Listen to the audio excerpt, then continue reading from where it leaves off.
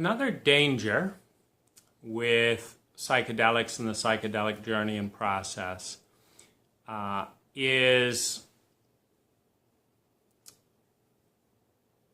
other people. So there's a couple of areas around this, and I'll just kind of talk about some of my own experience here.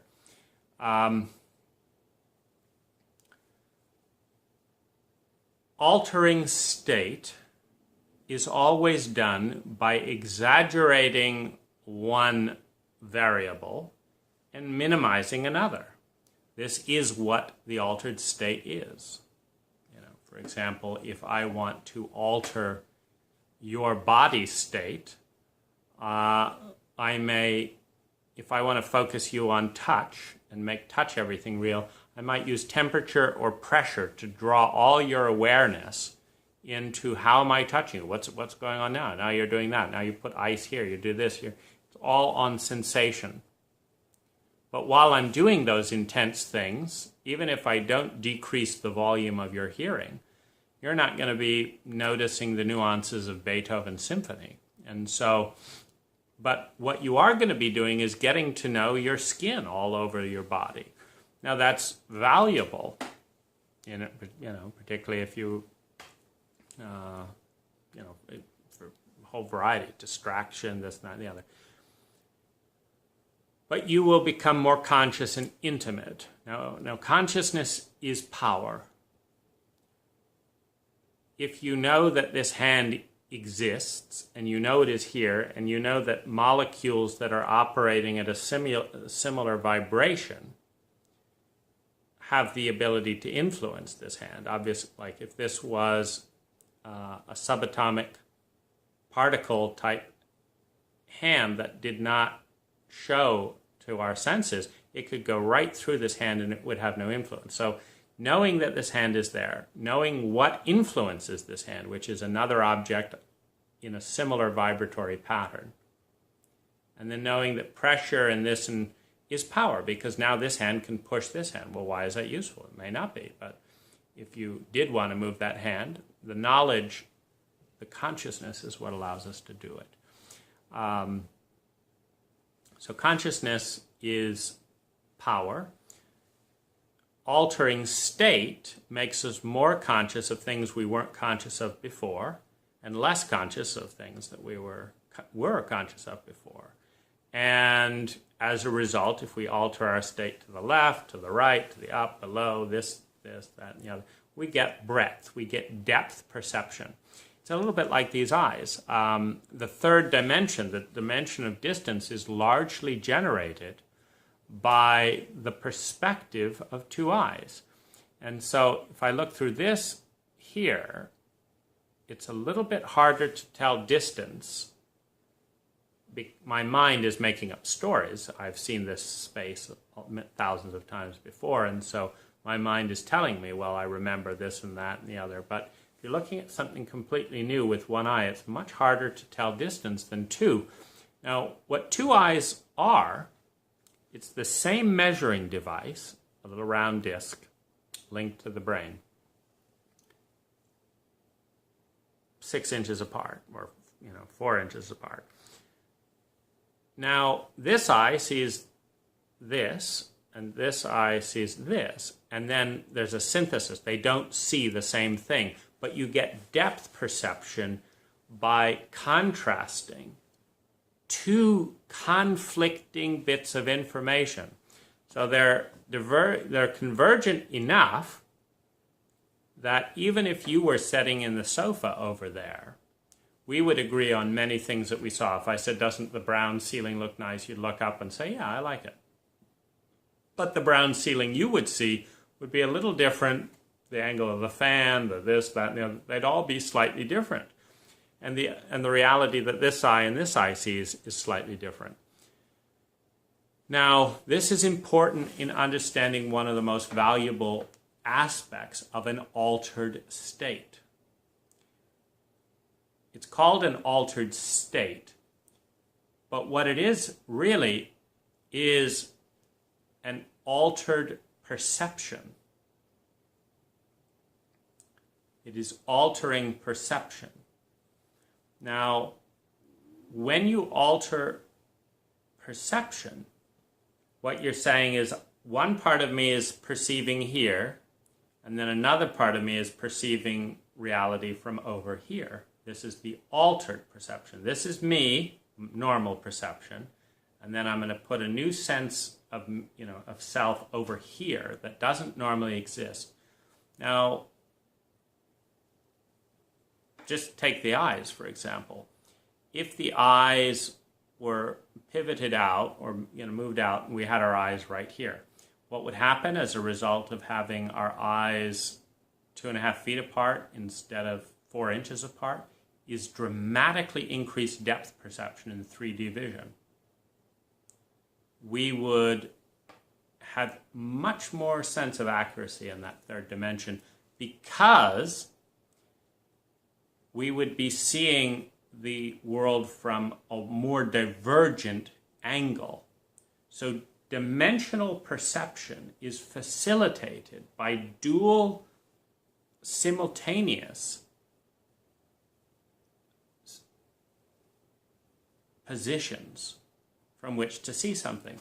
Now, we can understand this in philosophy as well. If we can see relativism, where from this perspective, this is true, and from this perspective, this is true, and you can understand that from this, from the perspective that the body is all that is real, because reality is defined as anything the senses can see, then nothing else exists but what we can see.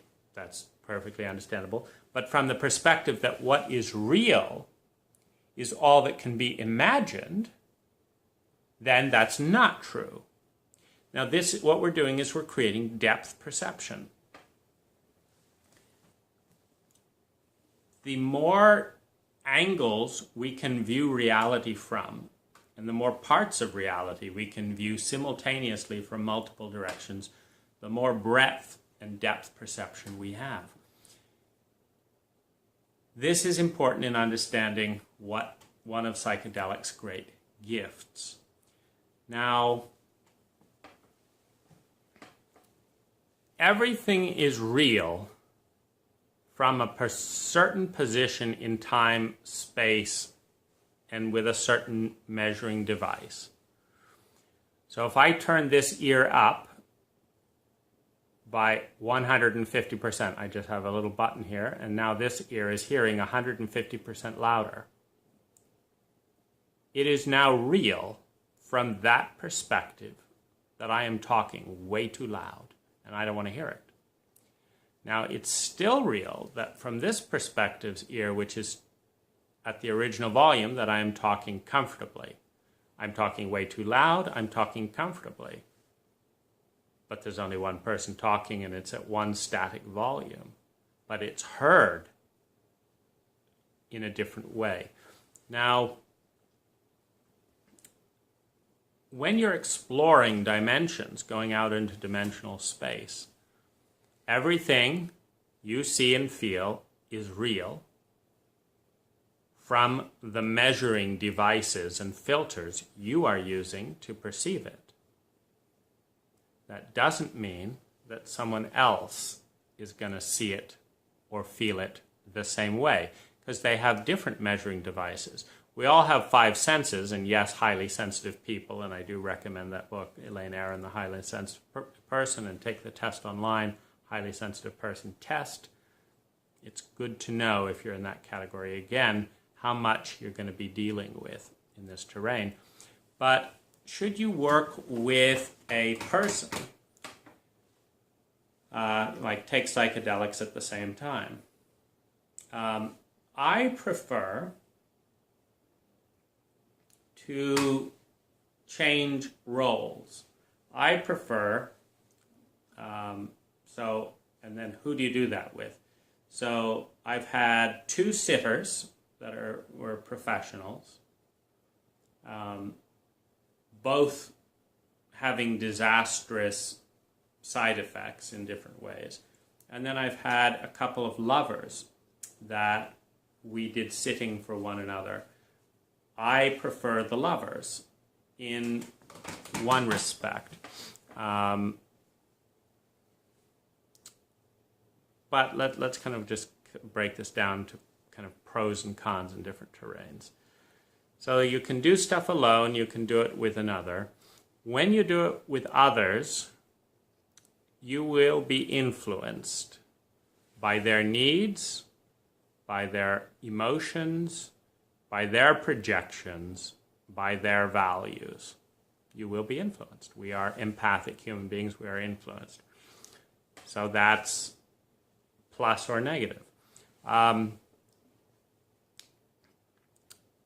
I often like to do a first substance and exploring a dose range with someone who's safe, who loves me, and to some degree.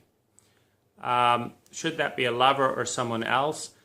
It partly depends. Relationships can break up because you see things, which brings in another danger, which I would call relativism.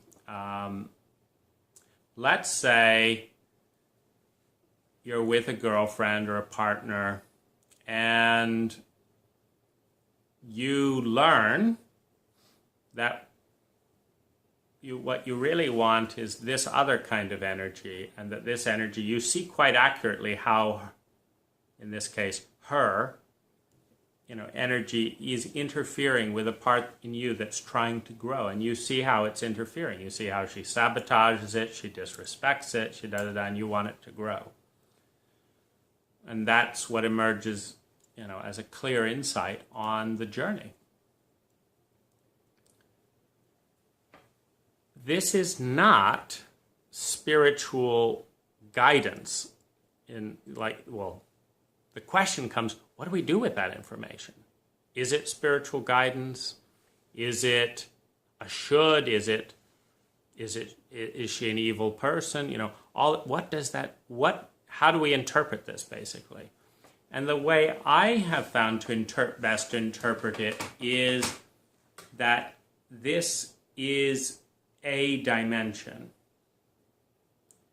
So it's kind of like, let's say in this reality, we look at the art from the front. But then let's say you take a drug and suddenly the art turns around and you see how sloppy the artist was or was not on the back. And the whole dimension and the whole focus is on that side, which in this culture we would think, well, who gives us, it's like, give me a break, who cares? Because we're so fixated on the front of the art. But there are cultures, again, past, present, and future, where it's the excellence. It's how there are business people who, for example, they always walk into the bathroom to see whether they'll stay at that hotel, because the bathroom is the part that normally no one pays attention to. So a hotel that has an exceptional bathroom is going to be attending to all the other details. That would be an example. And so they look at the back for that. So let's say this psychedelic drug reveals you the back of all the paintings. And you find that this one painting you thought was amazing was just the sloppiest of the whole thing on the back of the painting. And you think, well, that's a bummer. I mean, why didn't he care about the back of his paintings? This person, it's pristine. This one had a little engraving. This one, clearly designed the back to be viewed on. But my painter, he's smeared all over it. He's got dots, his dirt. Looks like he's, what was he? He cleaned his brush on the bit of the frame there. It's like, what a mess. God, I hate this. Furious. And you come back to this dimension, the painting flips back, you see your favorite painting again. Now you've just learned something new. The back of your favorite painting is one of the messiest paintings in existence. What does that mean? Absolutely nothing. It means it's the messiest thing. All the meaning is the stuff that you're going to give it to. So if you've bought into all the greatest painters cared about the back and front of the front, Now you're going to devalue your painter because clearly he's not the greatest by that standard. But maybe that wasn't the standard that that painter painted the painting with. Maybe that painter, his whole soul was in the immediacy and spontaneity of the paint, and that if it ever helped, he would use the back in any which way helped with that. And that his paintings, the reason it's your favorite painting is there's more life in it. So it's the same thing with psychedelics. So you learn your girlfriend, I mean, you really see her hypocrisy. It takes the blinders off, and you see she's a hypocrite. She's, lying. She's always such a cheapskate. She always says she's going to give you a gift, but then it comes around, and she's always got some excuse never to spend any money, and da-da-da. It's just disgusting. You see it. There it is. What do? You now have that added bit of the picture. It's not the full picture, number one. There's another substance that would have exalted her sexual prowess or something else. You can see that taking another drug. You can take MDMA together and fall in love even deeper with that wheedling, sociopathic, greedy, horrible person. So what do you do? It's up to you. It's up to you. It gives you a piece of the data. It's dimensional depth. You get to decide, do I want to practice loving more? Do I want to practice letting go of the fact that I really like this? Or do I want to have her be a friend? Or do I want to include her in the topic? I really saw, this pisses me off, and is there anything that we can do about this? It's just a piece. So one reason I don't always like to take journeys is with a girlfriend, for example, is I am going to be seeing these pieces, positive and negative. If I really want to be open and unattached, I have to go into each journey thinking this may be the end of a relationship, an end of a job, end of everything. So I don't want to be worrying as I'm saying, I like to do my journeys, getting the most out of them. So I start a 10-hour recorder at the beginning and just talk everything I'm seeing, and I'll say out loud, let's take a look at my relationship with so-and-so. And then I'll say, oh, I see the colors change, I see this, I see the feeling here, I see this, I didn't see, I see that, I see that, da-da-da-da-da-da. Now let's take a look at my relationship with so-and-so, and I see this, that, and the other. And I'm completely open to whatever I see, and I'll listen to that recording later and decide what to do with all that information, which is how things look with my observing and measuring devices with the partnering of that substance. It's not the only way things look. It's not the way things look through another substance. As I say, you can look at the relationship through MDMA and see someone to love with even more depth. You can look at the information through LSD and see all the patterns with no emotional attachment. Because one's opening your heart, the other's opening a sixth chakra without any feeling around it. It's just data. And that does lead to another thing, which is that heart-opening substances and partners will tend to strengthen relationships. Mind that don't connect with the heart-opening substances will generally weaken relationships, because it's a little bit like if a girlfriend or you really knew all the ins and outs of all the crap of a given person before you fell in love, fell in lust, or got attached, the typical Western mind would say, too much work, not interested. Now that's not necessarily intelligent. It's not necessarily intelligent. All that work could be all part of your growing and this and that and the other, and there's so much other stuff you're not seeing that's positive and this and that. But a typical Westerner, if they see all the work that is actually involved in a relationship, they will reject it. And so usually they'll play little delusion games where if they're in love or in lust with someone, they have to hide all that work from themselves because their Western mind, I don't want to deal with that.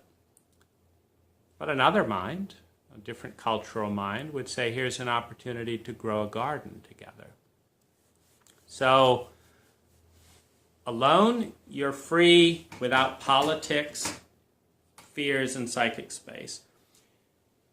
If only one person is doing the substance, the other can totally hold space because they're not going to be having their own freak out experience or their own insight that they want to talk about at the same time that you're having your completely different experience that you want to talk about. So, so when I'm doing new substances or new types of experiences, I often don't want to be in a situation where I'm worrying about what my friend or my partner wants. I'll do it alone or with a sitter, a professional. If I'm wanting to deepen a relationship, it's often good to do it together. And then to be a great space holder and get the most. For example, with my agenda of bringing gifts back from that space, when my partner is going on a journey, I like to ask her questions. And she might just lay there for hours saying nothing. And I want to say, what are you seeing? What do you see about us? Does it seem like we're healthy for one another? Where do you see the gifts? What do you see as growing? I want her to challenge her to bring it into language so that there's a gift to come back. If I'm having my own experience, I can't do that. So I'll sit and facilitate for her, and then I'll have her sit and love and facilitate, for me. And that's kind of some of the pro and con. Everyone has stuff. Everyone has agendas. Everyone has stuff to some degree.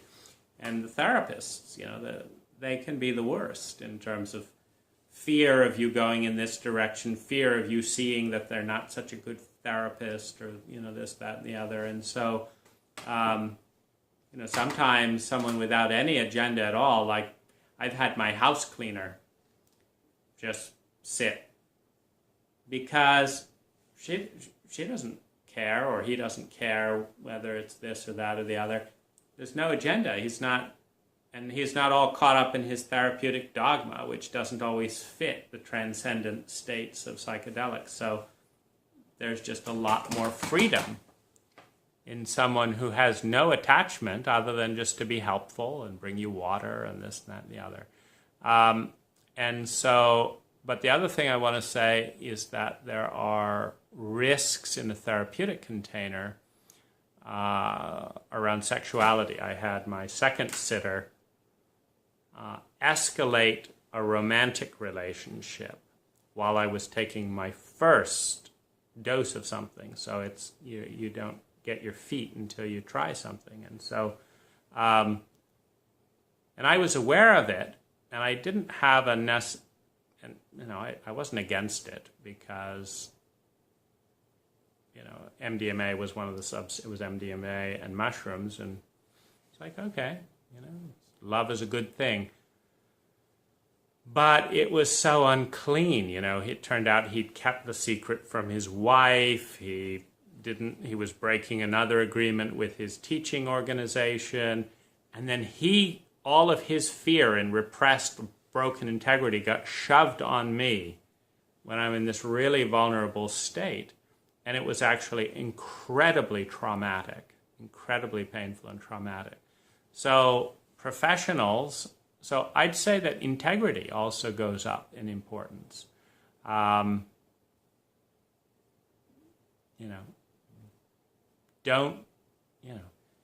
say, for example, taking psychedelics with someone you're having an affair with is very possibly going to blow up in your face. It's kind of a short... Again, the substance, a good substance, is releasing boundaries and bringing greater transparencies. But if you're trying to build a boundary and a secret, you're fighting yourself. So my general bent, and one of the reasons I'm interested in, I don't like secrets. I don't tell lies. I don't cheat or betray.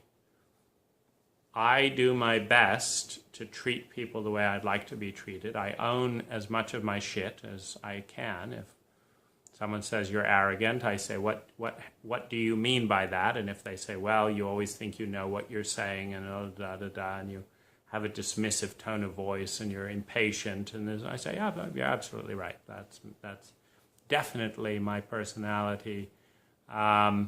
And I'll tell you more, and here's the coping strategy, and this and that and the other. And how much does it bother you? Okay, it's an 8 out of 10. Well, why don't you just raise a finger when I'm getting too obnoxious in your world, and we'll pause and we'll deal with that. The more the better. I see that as greatly liberating, and I feel more relaxed when I'm in that world. So psychedelics kind of open that up. And if anything, they add in kind of the angelic terrain and stuff like that. So it's so beautiful to have that be allowed in as well, because I've already shared all the shit and the worst part of me and everything with everyone else. But now I can bring in the best part, and it's just there. So that's a terrain that I think is very important to be conscious of its pitfalls and not. I hope that supports you in staying safe and receiving the most in your journey. There's also one other thing. I've found that there's certain dose ranges where if I'm wanting to take stuff back, I just won't talk as much. I just don't want to talk. In which case, I'm aware of it as it's going, but I lose and forget 80 to 90% of a 6 to 8 hour journey just because I didn't talk. And some substances lean more towards that than others. I've found, for example, that LSD on its own, I don't want to talk too much, and I don't feel too much. MDMA on its own, I feel and talk a lot. My sweet point, for me personally, is like 40 milligrams of MDMA with one tiny little drop on my thumb of what I presume is pure LSD, and just lick that, take 40 milligrams, and I see more, but it's not devoid of emotion, and it's coming from a place of love. And in that, I will just write, note, talk, explore deeply. But that also, going back to that window analogy kind of thing that I talked about on this or another video, there is a diminishing return, meaning I'll get the most value maybe about every 6 months, do 1 day, and then give time for integration, 1 to 2 days to really mull and breathe. And if there's a creative insight, like, oh, I want to write this book, well, just sit down and write 30, 40, 50 pages, rather than lose it and lose the momentum because you're so tightly packed that there's not room to give birth. Room to give birth. I would say the space and the room to give birth is also one of the greatest gifts we can give ourselves, because then there's a place to move with the energy and invite it in. It's like inviting someone to move in with you, and there's absolutely no room for them to move around. It's not fun for them to accept the invitation. When you're inviting new ideas to love and play with you, new possibilities and energies, but you say, no, I don't have any room for you, they go away. And so you've invited them, you've seen them, they've come to the door, and then you've said, I'm too busy, and they leave. You can do it, but it's more fun, and the transformation in a personal and interpersonal level will be much richer if you've made a gracious space to invite a big guest into your world.